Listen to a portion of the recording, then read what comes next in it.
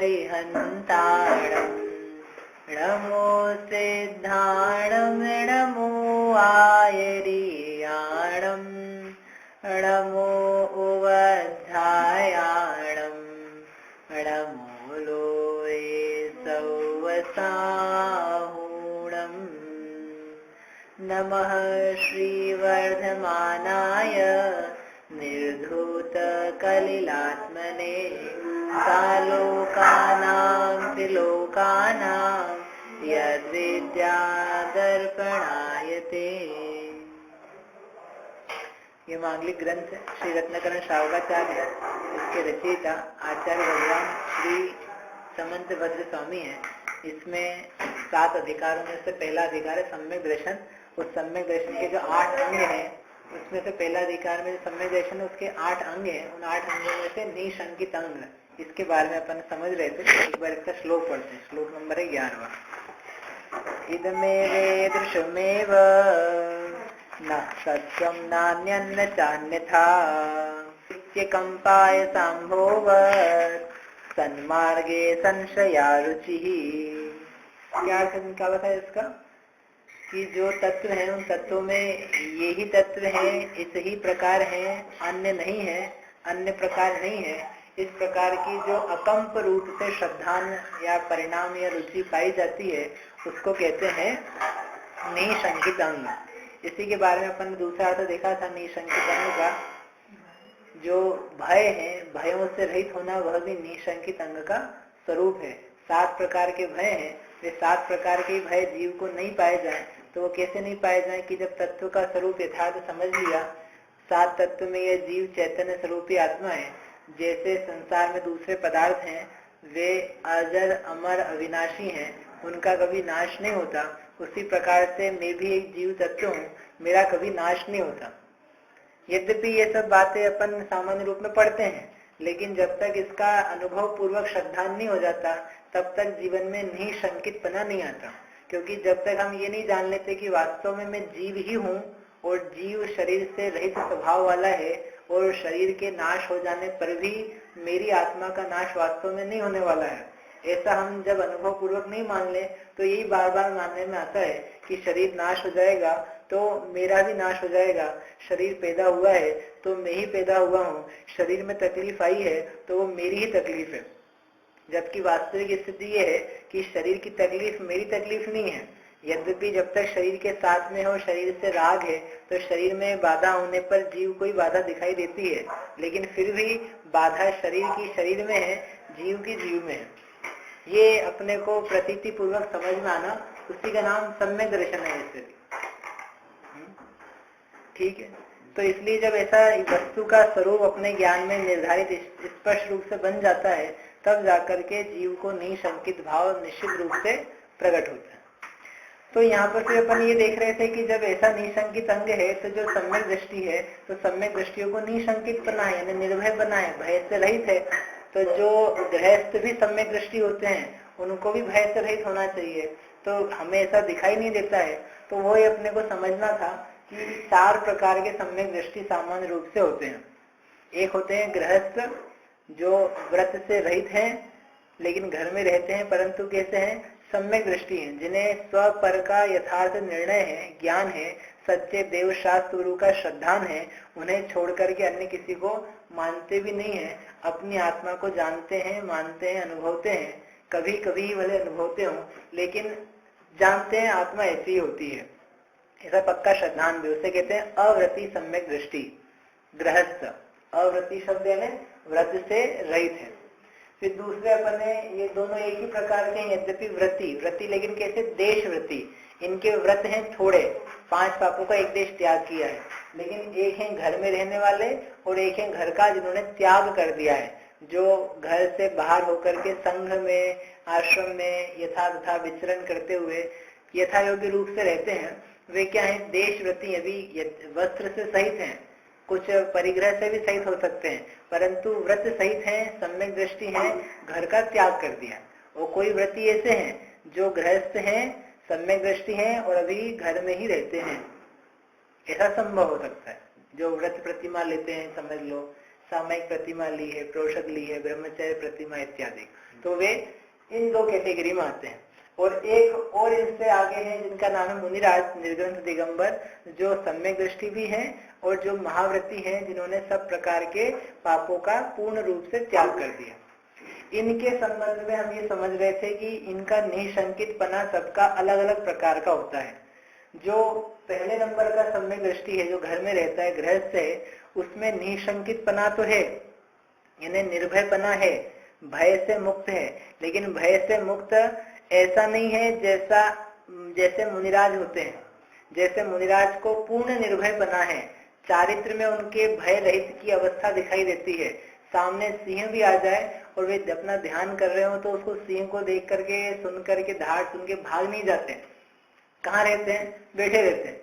सर्प निकल के आ जाए तो क्या करेंगे मुनिराज? भागो भागो भागो, सांप आग लग जाए, सर्प आ जाए, यहाँ अपने उदाहरण तो यहाँ तक कहते हैं, कोई सिर पे आकर के सिगड़ी जला दे, इतना उपसर्ग करने आ जाए, तीर कमान लेके मारने आ जाए, कोई अजगर खाने के लिए आ जाए, कोई सियालनी पेड़ को भक्षण करने लग जाए, और ये जो स्वयं है ये वहां समर्थ हैं, उसका निराकरण करने में भी समर्थ है, लेकिन फिर भी उससे ना तो भयभीत होते हैं ना उसका निराकरण ही करते हैं। वे इस प्रकार के निर्भय निशंक हुए हैं।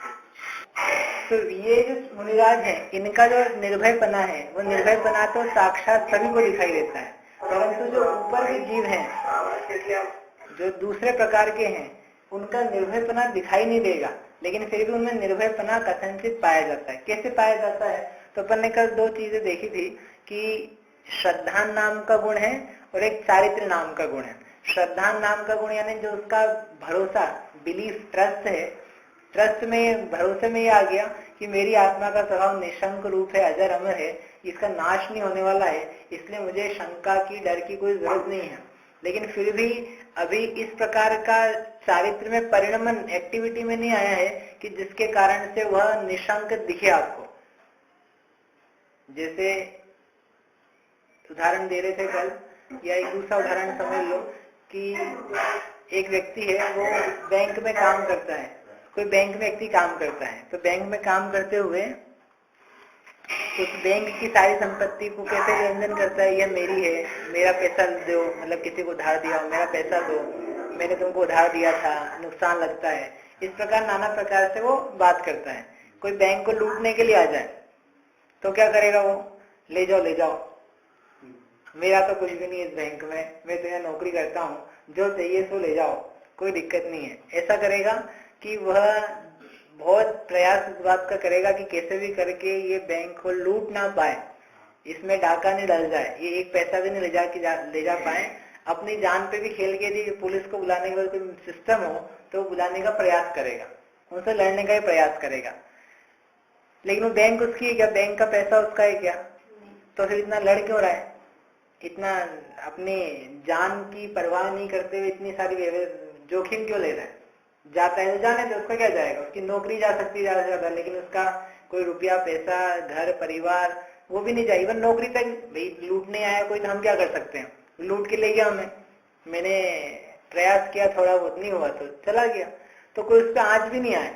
लेकिन अपना उसको नहीं मानता, वो उस बैंक के पैसे को अपना नहीं मानता, फिर भी बैंक के प्रति क्या है? एक राग का परिणाम है, उसकी रक्षा के भाव का परिणाम है, इसलिए वो उसको बचाने का ही प्रयास करता है, लेकिन अपना नहीं मानता। एक अपने घर में कोई डकैती करने आए और उसको बचाए तो उसका परिणाम एक अलग प्रकार का है, और बैंक में काम करता हुआ व्यक्ति उस धन को बचाए, उसका परिणाम वो अलग प्रकार का है। लेकिन दोनों लड़ तो कैसे रहे? समान टाइप से, लेकिन फिर भी अंतर है कि नहीं?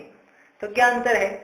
इसके श्रद्धान में, जो बैंक में है उसके श्रद्धान में, मान्यता में, ये भरोसे में मेरा कुछ भी नहीं बिगड़ रहा, ये लूट भी लेंगे, मैं बचा रहा हूं, लेकिन लूट भी लिया तब भी मेरा कुछ भी नहीं होने वाला है, इस भाव से वो बचाता है, इस भाव से सहित होकर के।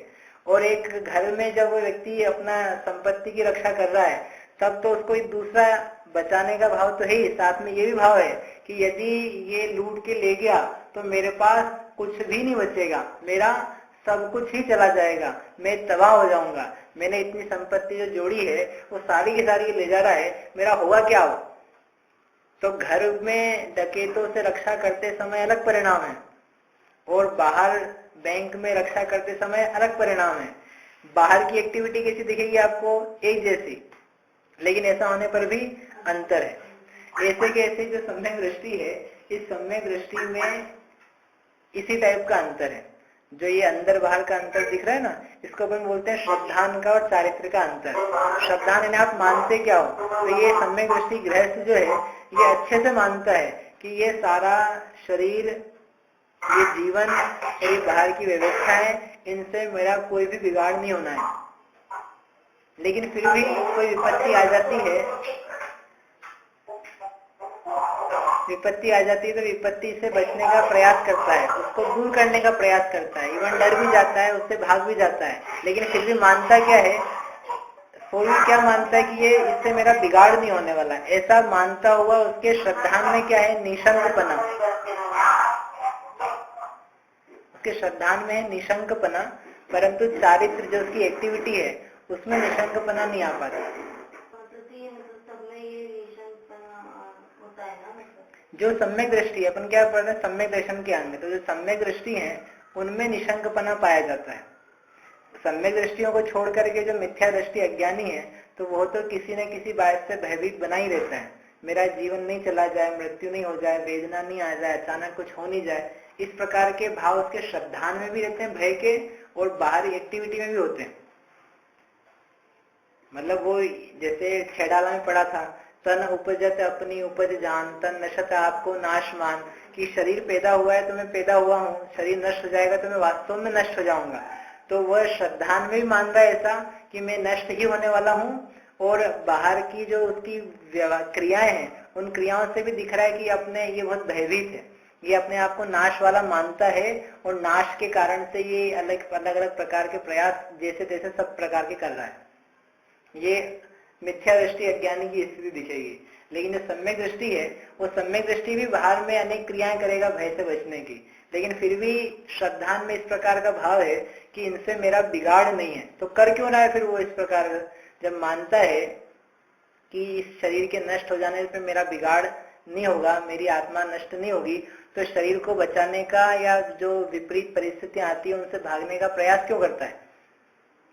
तो ये वही वाली बात होगी कि जब वो बैंक का व्यक्ति है, बैंक मैनेजर है, जब वो जानता है कि इस धन के चले जाने पर, लुट जाने पर भी मेरा कुछ नहीं होने वाला है, ये मेरा नहीं है, तो भी उसको बचाने का उसको परिणाम क्यों आता है, क्यों आता है उसको बचाने का, उसके प्रति राग है, उसको एक कर्तव्य दिखता है कि ये मेरा कर्तव्य है, ऐसा लुटवाना नहीं चाहिए, इसको बचाने का प्रयास करना चाहिए, भले मेरा नहीं है लेकिन इस बैंक से मेरा कोई संबंध है, इस बैंक के निमित्त से मेरा जीवन चला है, ऐसा कुछ कर्तव्य का भाव उसके बना रहता है, जिसके कारण से वह प्रयास करता है। ऐसे कैसी सम्यक दृष्टि है, तो वह जानता है कि शरीर का नाश तो वैसे होने वाला है, लेकिन जब तक शरीर है उसके निमित्त से अपना कुछ धर्म साधन चल रहा है, और शरीर को लेकर के कुछ राग भाव भी बना है, अभी पूरा राग नष्ट नहीं हुआ है, वीतरागी नहीं हुआ है, इसलिए नाम क्या है उसका, अवृत्ति। यदि वीतरागी हो जाता, पाप से इसका राग छूट जाता, तब तो ये क्या हो जाता, मुनि अवस्था में आ जाता, लेकिन मुनि अवस्था में नहीं आया है, गृहस्थ अवस्था में। इसका मतलब इसके भी राग द्वेष भी क्या है, बाकी है।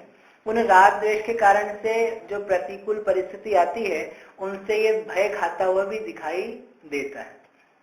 समझ में बात थोड़ी सी क्या है, अलग टाइप की इसलिए क्योंकि ऐसा लगता है कि जब सम्यक दृष्टि निशंक है, तो सारे सम्यक दृष्टियों को एक जैसा निर्भय होना चाहिए, और यदि निर्भय है तो एक भी सम्यक दृष्टि फिर आपको गृहस्थी में नहीं दिखेगा।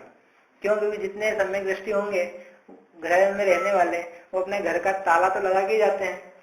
तो घर का ताला क्यों लगा रहे हो भाई, आप तो निर्भय हो, आप निशंक हो, तो ताला खुला साकल लगा के चले जाओ, साकल भी क्यों लगाने, दरवाजा खुला भी छोड़ के चले जाओ तो क्या है। फिर जितनी सम्यक दृष्टि महिलाएं हैं वे बिल्ली को भगाएंगी नहीं, क्यों, बिल्ली आ जाएगी दूध पिएगी, पी जाने तो उसमें डरने की क्या बात है। मतलब जो कदम कदम पर घर गृहस्थी में रहते हुए भय हैं, वे भय की क्रियाएं तो सबके दिखाई देती है। कोई भी ये चोर आना तो बहुत दूर की बात है कि उसका भय होता है, यही सामान्य भय रहता है कि कोई बिल्ली नहीं आ जाए, बंदर नहीं आ जाए, कि यहाँ तो नहीं आते, कोई जानवर नहीं आ जाए, पशु पक्षी नहीं आ जाए, हमारे घर में कोई गाय नहीं घुस जाए, मतलब इस टाइप की परिणाम है। दरवाजा इसलिए लगा के रखते हैं, चूहा नहीं आ जाए, तो ये भय है। तो फिर ये भय है तो सबको ही दिखते हैं, तो और दिखते हैं तो इसका मतलब ये कोई भी सम्यक दृष्टि नहीं है। तो कहते हैं कि इन क्रियाओं के आधार पे उनकी निशंकता का निर्धारण नहीं कर पाएंगे। मुनिराज की अवस्था में तो कर सकते हैं, लेकिन गृहस्थ अव्रति सम्यक दृष्टि की अवस्था में नहीं कर पाएंगे। वह श्रद्धान की अपेक्षा से निर्भय है, चारित्र की अपेक्षा से निर्भय नहीं है। अर्थात मानता है कि मेरा स्वभाव निर्भय है, इससे डरना नहीं चाहिए, तथापि अभी जो उसकी क्रियाएं हैं उन क्रियाओं में चारित्र में उसका इम्प्लीमेंटेशन नहीं हुआ है। अभी ज्ञान हुआ है, श्रद्धान हुआ है, लेकिन इम्प्लीमेंटेशन में नहीं आया, एक्टिविटी में नहीं आया। तो वो ज्ञान तो अच्छा और वो मान नहीं रहा है, ऐसा माने नहीं मान रहा है ना, मानने का नाम ही श्रद्धान है। इसलिए तो कह रहे हैं जानकारी भी है, उसका श्रद्धान भी है, तथापि वस्तुओं से पदार्थों से राग अभी गया नहीं है। जब तक राग नहीं जाएगा तब तक भय से पूरा मुक्त नहीं हो सकता है। इसलिए मात्र श्रद्धान के लेवल पे ही भय गया है, जो बाहरी क्रियाएं हैं उनके लेवल पे भय नहीं गया है। क्योंकि जब तक ये कपड़े पहन रखे ना, ये वस्त्र हैं, ये वस्त्र कोई मेरा ले नहीं जाए, ये फट नहीं जाए, अपने को यही भय रहता है। तो ये वस्त्र पहना है तो तुमको भय निश्चित है, होगा ही।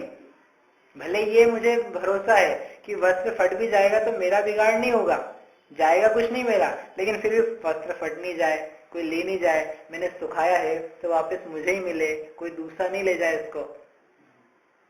तो ये सब बातें बन रही है, तो ये भय सहित बन रही है ना, इसमें भय पाया जा रहा है। गाड़ी है अपनी 10 बजे तो छूट नहीं जाए,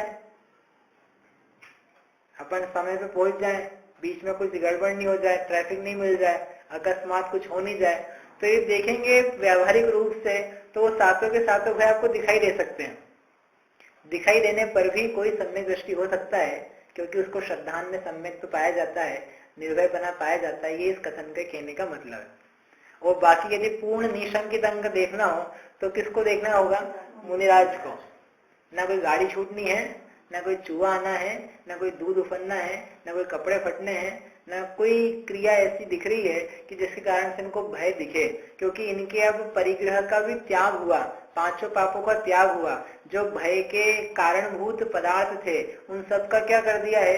पूरा का पूरा त्याग कर दिया है। इसलिए अब भय का कुछ आयतन बचा ही नहीं है।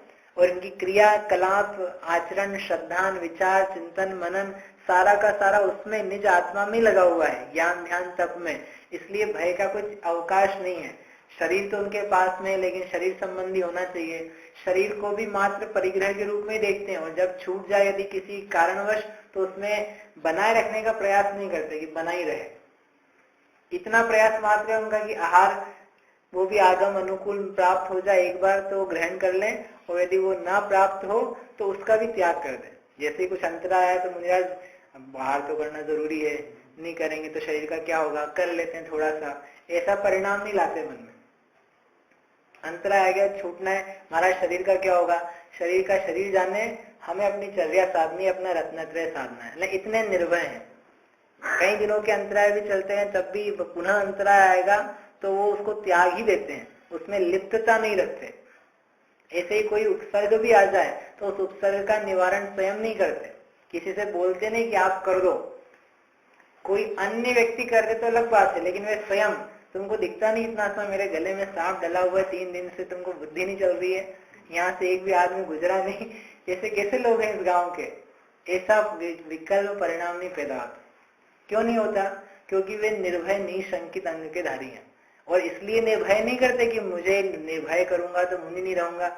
अपनी आत्मा का इतना बल है, अपने तत्व चिंतन का, स्वरूप का, आत्मा के अनुभव का इतना स्ट्रांग बल है उनके पास कि उस बल के कारण से इन पदार्थों से, इन प्रतिकूलताओं से भय नाम की चीज पैदा ही नहीं होती। उसका नाम है निशंकितपना। अपन ऐसे निशंकित हो जाए, अब आप लोग बैठे हो, यहाँ से एक चूहा निकले तो भाई मुझे शांत रहना चाहिए, तो ये लोग क्या सोचेंगे? तो ये तो एक ऊपर ऊपर से अपन ने बना लिया है, ये कोई निशंकित नहीं है। वो तो ये लोग गए और एकदम ये आधे ऊपर नीचे हो जाए, क्योंकि पता है क्या हुआ यहाँ पे, यहाँ से चूहा निकला, मेरे को ऐसे ही बैठा रहना पड़ा, मेरी जान में जान। कि ये तो नौटंकी है, नाटक है। इसमें कोई दम नहीं है। ये तो लोगों के कारण से अपन जैसे अन्य कार्य करते हैं बड़े दिखने के, वैसे ये काम हो गया। वास्तव में तो मेरा कुछ भी बिगाड़ नहीं होने वाला, मेरा कुछ भी नहीं बिगड़ने वाला। चाहे दुनिया में प्रलय आ जाए, भूचाल आ जाए, सुनामी आ जाए, मैं जीव तत्व हूँ, मेरा ज्ञान स्वभाव है। मेरे ज्ञान स्वभाव में कभी भी पर का प्रवेश नहीं, मेरी आत्मा नष्ट नहीं होती, टूटती नहीं, बिखरती नहीं। हाइड्रोजन बम लगा दे और आदमी फट जाए तो कितने टुकड़े हो जाएंगे आत्मा के? इतने तो हो जाते हैं, मिलते नहीं एक भी, शरीर का एक भी टुकड़ा नहीं मिलता है। कि शरीर के चीथड़े हो सकते हैं, शरीर के ऊपर पड़ी हुई वस्तुओं के हो सकते हैं, लेकिन जो एक ऊपर से नीचे तक अखंड आत्मा है, इसके दो टुकड़े नहीं होते, ढेर सारे होने तो अलग की बात है, क्योंकि एक एक ही रहता है। इस प्रकार का जहाँ श्रद्धान बनता है तो वहां फिर भय का नाम नहीं रहता। और जब राग भाव भी छूट गया पर पदार्थों से, तो फिर चारित्र में भी वो परिणत हो जाता है, चारित्र में भी दिखाई देने लग जाता है। ठीक है, इस बात को समझाने के लिए अपन ने चाल लिए। और ये जो बीच के दो हैं, इनमें यथायोग्य रूप से भय चला जाता है। थोड़ा आपको निर्भयपना यहाँ भी दिखाई देगा। इनका भी निर्भयपना ऐसा है कि जब व्रती गृहस्थ है, त्यागी हो या गृह त्यागी हो या घर में रहने वाला, सामयिक करने बैठा, कोई सामयिक प्रतिमाधारी है, तो आचार्य कहते हैं कि इस प्रकार की सामयिक करता है, इस प्रकार की लीनता होती है कि बाहरी जितने सारे उपसर्ग आए तो उन उपसर्गों को मुनिराज के समान ही ये सहन करता है। यानी अब कोई मारने भी आ गया तो उसे भय नहीं खाता, शांत बना रहता है। जब सामयिक नहीं कर रहा है, उस काल में कोई लड़ने आए तो कदाचित लड़ भी ले, लेकिन जब सामयिक करने बैठा है तब तो कैसा है? मुनिराज के समान। इसी में आगे आएगा अपन जब सामयिक प्रतिमा पढ़ेंगे। हाँ, जब व्रत धारण, व्रत रूप क्रिया उसकी चल रही है और परिणामों में निर्मलता ऐसी है कि अन्यत्र काल में भी छोटे मोटी बातों से भयभीत हो जाए, भय खा जाए, ऐसा नहीं रहता, शांत बना रहता है। एक ब्रह्मचारी जी थे, क्या नाम है, तो वो इतना निर्भय रहते थे। जैसे ट्रेन का बता ना, ट्रेन छूट जाएगी, ट्रेन छूट जाएगी, वो अपने सामयिक प्रतिमा के लिए और शांत परिणाम में इतने सही रहते थे कि ट्रेन से भ्रमण करते थे, एक नगर से दूसरे नगर प्रवचन आदि वगैरह के लिए प्रचार प्रसार करते हुए। जहाँ ट्रेन का समय हुआ, मतलब रुकी और उनको सामयिक का समय हो गया, तो वो स्टेशन पे बैठ करके अपनी सामयिक करते थे। बोले ट्रेन छूट जाएगी महाराज, लोगों के चेले होते थे, ट्रेन छूट जाएगी, आप क्या बैठ जाते हो कहीं भी? बोले छूटती हो तो छूटे, अपना सामयिक का समय हो गया है, छूट जाएगी तो दूसरी मिलेगी, कोई बात नहीं। मतलब उस ट्रेन के छूटने का कोई भय नहीं तो आदमी जरा से भाई नीचे उतरे, उसकी हरी सिग्नल हुआ नहीं, आवाज आई नहीं, उसके पहले अंदर चले जाओ, छूट नहीं जाए, अपने को इतना दूर जाना है, कब तक ट्रेन बदलते रहेंगे, और डब्बे सारे जनरल के हैं। तो वो इतने निष्प्रह कहो या निर्भय कहो कि ये व्यवस्थाएं जैसा चलती रहे, अपने को अपनी आत्मा की साधना पूर्ण रूप से, शुद्ध रूप से करनी है, तो ये वो कार्य मुख्य है, ये कार्य तो गौण है। कौन थे? वो व्रती थे, तो वो बीच वाली कैटेगरी में इस टाइप के समझना। शीतल प्रसाद जी साहब, ब्रह्मचारी शीतल प्रसाद जी, ठीक है। होते हैं अभी भी ऐसे व्रती? हाँ होते हैं ना, जो व्रत लेते हैं, गृहस्थ भी होते हैं और निर्भय भी होते हैं, सम्यक दृष्टि भी होते हैं। व्रत तो जैसे ये व्रत प्रतिमा इसमें 7वें अधिकार में, 6ठे अधिकार में आएगी। कौन कौन सी व्रत प्रतिमा, उसके पहले भी अपना 30वें से ही चालू हो जाएगा। अणुव्रत क्या है? तो अणुव्रत को धारण करने पर कोई व्रती होता है, और फिर उसकी कषाय में जहाँ मंदता आती है, कि जब पाप से जीव बच रहा है, बचना चाहता है, क्यों बचना चाहता है? अपने आत्मा का हित करने के लिए। तो अपने आत्मा दिखने लग जाए जिसको कि मेरी आत्मा है और ये शरीर का पोषण करना ही सर्वश्रेष्ठ नहीं है, ये शरीर तो वास्तव में छूटेगा ही, इसका पोषण करते करते तो मर ही जाएंगे और पता नहीं कहाँ गड्ढे में चले जाएंगे, और ये आत्मा को मैं दूसरी जगह ले जाऊंगा, गलत जगह। इससे भला तो ये है कि अपनी आत्मा का हित किया जाए। तो आत्मा का विचार करता हुआ, स्वपर भेद विज्ञान करता हुआ वह जीव व्रत भी धारण करता है, और जब धारण करता है तो फिर पाप से बचता हुआ भय से भी बच जाता है। वैसे ही पाप से बचो तो भय से बचना हो जाता है। असत्य बोलो तो जीव भयभीत रहता है, पता नहीं खुल नहीं जाए। चोरी करे तो खुलने का डर, परिग्रह ढेर का इकट्ठा कर लिया और तो आने कोई आ नहीं जाए, देख नहीं ले। हिंसा करे तो उसका डर। 5 पाप करेगा तो भयभीत ही रहेगा, तो 5 पाप जैसे जैसे छोड़ता जाएगा भय उसका कम होता जाएगा। ये इसका तरीका है। और मूल में अपनी निज आत्मा को जाना, अपनी आत्मा को शाश्वत समझा, ज्ञान स्वभावी देखा, ऐसा जान करके जब मैं हूं ऐसा, तो फिर होना क्या है? कुछ होना ही नहीं मुझे। अपन क्या मानते हैं कि ये इसको कुछ हो गया, इस देह को कुछ हो गया तो मेरे ही सब कुछ हो गया, ऐसे मानते हैं ना। इसके दांत टूट जाएंगे तो मेरा क्या होगा, इसके मतलब अपन तो ये मानते हैं मेरे दांत टूट जाएंगे तो क्या होगा तो टूट जाएंगे तो ज्ञानी जीव सोच रहा है दांत टूटेंगे तो दांत टूटेंगे तो मेरी आत्मा से ना कुछ टूटेगा। दांत टूटेंगे तो टूटने का स्वभाव ही है, टूट रहे हैं इसका मतलब ही है कि जुड़े हुए थे, जो चीज जुड़ी हुई है उसको तो टूटना ही है। बाल खिल जाएंगे तो क्या होगा, भाई बाल आए हैं तो खिलेंगे सही, सफेद हो जाएंगे तो नेचर है उनका। इन्हें पदार्थ के स्वरूप का विचार करता हुआ जाता है तो भयभीत नहीं होता, और नहीं तो व्यक्ति डरा हुआ ही रहता है, सफेद तो नहीं हो रहे, सफेद तो नहीं हो रहे, सफेद तो नहीं हो रहे बाल।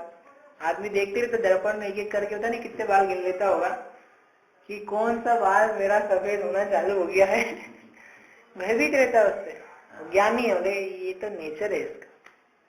बाल काले होते हैं, सफेद भी होते हैं, भूरे भी होते हैं, उससे आत्मा कौन सी काली नीली भूरी हो जाती है। लेकिन अज्ञान की वही दशा है, अज्ञान में इसी को सब कुछ समझ लेते। तो हम क्या करें फिर? अब ये तो निशंकित अंग का स्वरूप हुआ, हमें क्या करना चाहिए? अब जब हम सम्यक दृष्टि बनेंगे तब आएगा निशंकित अंग। उसके पहले तो अपन सब शंकित रहेंगे। तो कहते हैं कि ऐसा नहीं है, निशंकित अंग सम्यक दर्शन के पहले प्रकट होता है, यानी उसका लगभग रूप सामने आ जाता है और बाद में वो सच्चा हो जाता है। जैसे समझो किसी पुरुष का विवाह पक्का हो गया, 6 महीने बाद शादी होगी, तो 6 महीने तक क्या है कि वो घर परिवार, इस परिवार में शादी होगी ऐसा पक्का निश्चित हुआ। तो वो जो घर है, उस घर के माता पिता है इस लड़की के, तो उसके प्रति उसका व्यवहार कैसा रहेगा कि ये तो पराये हैं, इनसे अपना कोई संबंध नहीं है। उनको क्या बोलेगा वो? उनको अपना, ये हमारे संबंधी है, ये हमारे सास ससुर हैं, ये हमारे मामा ससुर हैं, पापा ससुर, पता नहीं कौन कौन से ससुर हैं, सब ससुर हैं सासें भी होती है, मतलब सबको समझ लेना। तो वो शादी तो हुई नहीं अभी, शादी होने के पहले आप सास ससुर कैसे बोल रहे हो? जब मानते भी हो कि नहीं, कि मानता भी कि ये अभी शादी के फेरे होने बाकी हैं, कार्ड छपना बाकी है, सारा अरेंजमेंट होना बाकी है, अभी तो बस क्या हुई, बात पक्की हुई है। इतने होने में उसका भाव क्या हो जाता है कि ये मेरे घर वाले हैं, ये मेरे संबंधी हैं। और वो स्त्री लड़की का भी परिणाम ऐसे ही हो जाता है, ये मेरे घर वाले हैं, ये मेरे संबंधी हैं, ये मेरे सास ससुर इत्यादि रूप से। और उन सबका फिर व्यवहार भी इस प्रकार का उन 6 महीने के लिए बन जाता है। अब शादी हो जाने के बाद में अब सास ससुर बने हैं, तो पक्के कब सास ससुर कब बने? शादी होने के बाद, लेकिन व्यवहार पहले से चालू हो जाता है। ऐसे कैसे समझना कि कोई सम्यक दृष्टि है, तो सम्यक दृष्टि हुआ है तब जाकर के निशंकित अंग वास्तव में सच्चा हुआ, तब जाके निशंकपना, निर्भयपना यथार्थ सच्चा कहला है। लेकिन उसके पहले से ही उसकी क्या हो जाती, तैयारी हो जाती। क्योंकि यदि पहले से निशंक नहीं रहेगा, तत्व में शंका बनी रहेगी, तो सम्यक दर्शन ही कैसे होगा? सम्यक दर्शन किसे कहते हैं? देव शास्त्र गुरु के सच्चे सिद्धांत को। अब तुम देव शास्त्र गुरु को ही नहीं जानोगे और उनके स्वरूप को यही सच्चे होते हैं ऐसा नहीं ग्रहण करोगे, तो सम्यक दर्शन होगा कैसे? तो सम्यक दर्शन के होने के लिए पहले ही चाहिए निशंकितपना। तो फिर पहले हो गया तो फिर सम्यक दर्शन तो बाद में होगा, आपके उसके साथ में होगा, सच्चा उसके साथ में होगा, और उसका एक रूप व्यवहारिक उसके पहले ही होना चालू हो जाता है। हमें ये समझना है कि आत्मा ही हूं मैं, तो देव के ऊपर श्रद्धान होगा, तभी तो देव की कही हुई बात का श्रद्धान होगा, और तभी तो अपन बैठेंगे अनुभव करने के लिए कि मैं अपनी आत्मा का अनुभव करूं, अन्यथा कौन आत्मा का अनुभव करेगा? समझ नहीं बात। इसलिए सम्यक दर्शन के पहले भी निशंकित अंग होता है, सम्यक दर्शन के पश्चात भी होता है। इन सम्यक दर्शन के पहले जो है उसमें अभी कचास है, थोड़ा सा कच्चा पना है। जैसे उनको कह रहा है यद्यपि कि मेरे सास ससुर है, फिर भी अभी क्या है, कचास है। क्योंकि हो सकता है अभी ना भी हो कहीं और हो जाए, लेकिन होने वाले हैं। तो व्यवहार वैसा व्यवहार, लेकिन होने वाले ऐसा नहीं करता व्यवहार, तो बल्कि रियल से ज्यादा बढ़ के करता है जब तक नहीं हो जाता और होने के बाद में भले नहीं पूछे, अलग बात है। समझ नहीं बात। तो इस प्रकार से निशंकित अंग हमें प्राप्त हुए, उसके लिए अपन वस्तु का, पदार्थों का, आगम का यथार्थ स्वरूप जाने, निर्णय करें, ये अपने को यहाँ पर करने लायक बात है। इस सभी को हम प्राप्त करें। इसमें और कोई प्रश्न है किसी को? एक प्रश्न इसमें रह जाता, अपन कल करेंगे, समय हो गया, कि जब निशंकित अंग है तो अपने को शंका नहीं करनी है। तो शंका नहीं करनी तो अपन क्वेश्चन तो कुछ भी कर ही नहीं सकते हैं। जो आपने बताया वैसा का वैसा हो भगवान। हम कुछ भी क्वेश्चन करेंगे तो शंका हो जाएगी, तो हम क्या बन जाएंगे? मिथ्या दृष्टि बन जाएंगे। इस प्रकार कोई सोच सकता है तो उसके बारे में क्या प्रावधान है, क्या विचार है, वो अपन कल समझेंगे। फिर दूसरा अंग है इसका निकांक्षित, बहुत बढ़िया, वो अपन पढ़ेंगे। जावाणी के ज्ञान ते सूझे लोकालोक, सो वाणी मस्तक नवो सदा देत हो ढोक।